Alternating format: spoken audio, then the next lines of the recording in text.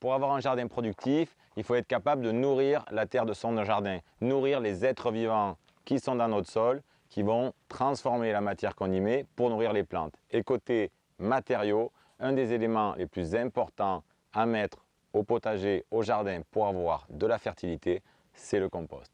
Pour faire un compost, les éléments sont relativement simples. On veut deux types de matériaux, des matériaux humides comme les épluchures de légumes, les tontes de gazon, du fumier et des matériaux secs, de la paille, du broyat de bois, des feuilles mortes.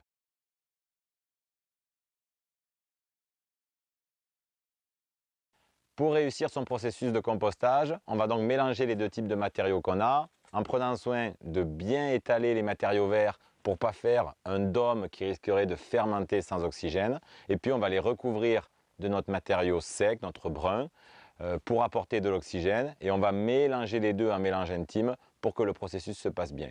On va faire ça pendant plusieurs mois. Au bout d'un mois et demi de remplissage, on va venir rebrasser l'ensemble du composteur pour que les premiers apports qui sont tout au fond, qui ont beaucoup de matière par-dessus, ne soient pas privés d'oxygène. Et normalement, au bout de 6 à 8 mois, voire un an maximum, vous obtiendrez un compost mûr. Ce compost mûr, cet or noir du jardin, vous reconnaîtrez son stade de maturité parce que les lombriques auront quitté le tas de compost, elles auront fini de décomposer leur matière organique.